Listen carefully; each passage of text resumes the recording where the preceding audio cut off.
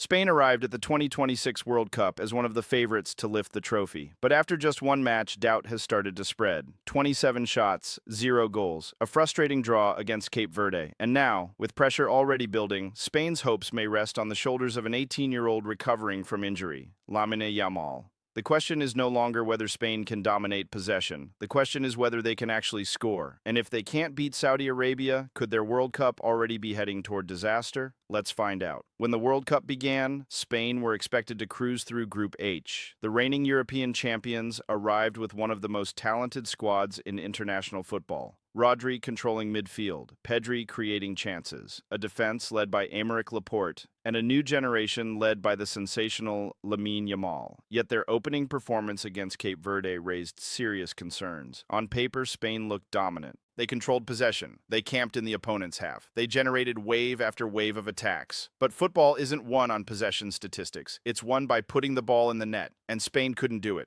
27 shots, 0 goals. The same criticism that haunted previous Spanish teams suddenly returned. Too much control, not enough killer instinct. Meanwhile, Saudi Arabia arrived with a completely different feeling: confidence, belief, momentum. After earning a hard-fought 1-1 draw against Uruguay, the Saudi players know they belong on this stage. Their coach Georgios Donis called the result a psychological booster, and he's right, because this team now believes another upset is possible. Remember, this is the same nation that shocked Argentina at the 2022 World Cup. The football world learned then that Saudi Arabia should never be underestimated. Now they have another giant standing in front of them, Spain, and perhaps another opportunity waiting. What makes this match fascinating is the state of the group.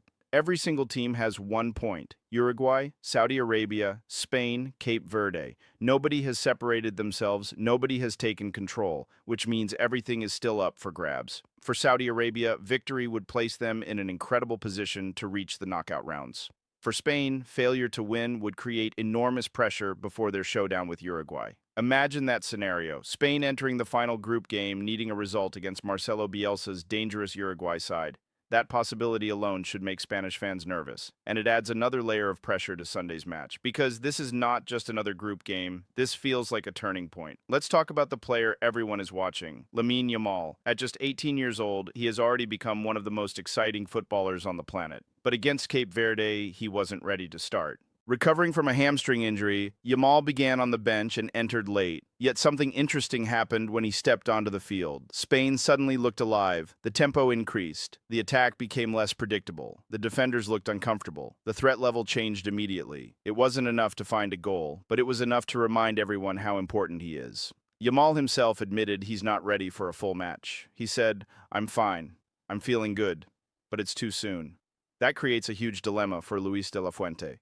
Do you protect your superstar, or do you risk pushing him harder because the team desperately needs creativity? Because the reality is simple. Spain without Yamal looks good. Spain with Yamal looks dangerous. And in tournament football, dangerous teams survive. Good teams go home. Now let's dive deeper, because this game could become a fascinating tactical battle. Spain are expected to line up in a 4-3-3. Saudi Arabia will likely defend in a 5-4-1 or a very compact 4-4-2. The objective for Saudi Arabia is obvious: make the field small, protect central spaces, force Spain wide, crowd the penalty area, and wait. Wait for frustration, wait for mistakes, wait for opportunities to counterattack. It's exactly what Cape Verde did, and it worked. The question is whether Saudi Arabia can execute that strategy even better. Because unlike Cape Verde, Saudi Arabia possessed dangerous transition players, especially Salem Al-Dawsari. The Saudi captain remains one of Asia's most dangerous attackers. Give him space, allow him to run at defenders, and he can change games instantly. That means Spain face a delicate balancing act. Attack aggressively enough to score, but avoid becoming vulnerable to counters, because one Saudi goal could completely change the atmosphere. Suddenly, anxiety enters the stadium. Suddenly, pressure multiplies. Suddenly, every missed chance becomes heavier, and Saudi Arabia know exactly how to thrive in those moments. Many viewers will focus on Yamal, but the real battle might happen in midfield. Spain have arguably the strongest midfield trio in international football: Rodri, Pedri, Fabian Ruiz. Together they provide control, creativity, and balance. Rodri acts as the brain, Pedri acts as the artist, Fabian acts as the connector. When those three dominate possession, Spain become incredibly difficult to stop. However, possession alone won't win this match. Saudi Arabia's midfield must focus on disrupting rhythm, breaking passing lanes, protecting central areas, and forcing Spain into predictable patterns. If Saudi Arabia can frustrate Pedri and prevent him from finding pockets of space, Spain could become increasingly reliant on crosses, and that would suit the Saudi defense perfectly. So watch the midfield battle carefully, because whoever controls those central spaces may control the match itself. Every upset needs a hero, and Saudi Arabia may already have one. Mohammed Al-Owais. Against Uruguay, the veteran goalkeeper produced a superb performance. His shot stopping helped secure a valuable point. Now he faces an even bigger test, Spain, a team likely to generate another high volume of opportunities. The challenge for Al-Owais won't just be making saves, it will be maintaining concentration, because Spain dominate territory. They force goalkeepers to stay alert for long periods, then suddenly produce moments of danger. If Al-Owais delivers another exceptional performance, Saudi Arabia's belief will continue growing, and that could make this match far more competitive than many expect. Here's the uncomfortable truth.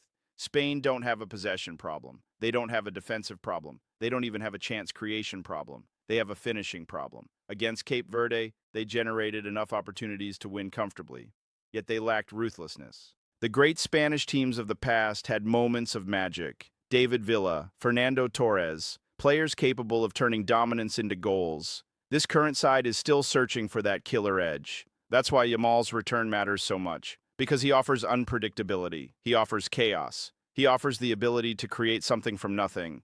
And sometimes, that's exactly what breaks stubborn defensive systems. Let's explore what could happen. This is Spain's dream. Score within the first 20 minutes. Force Saudi Arabia to abandon their defensive structure, create more space, control the match. If that happens, Spain could win comfortably. Perhaps 2-0, maybe even 3-0. But there's another scenario. The longer the match remains scoreless, the more dangerous it becomes for Spain. Pressure grows. Fans become nervous. Players force decisions. Passes become rushed, shots become desperate, and that's exactly when Saudi Arabia become dangerous. One counterattack, one set piece, one mistake. That's all it takes. This is the nightmare scenario for Spain. Saudi Arabia score first. Now Spain are chasing the game. Now every attack feels urgent.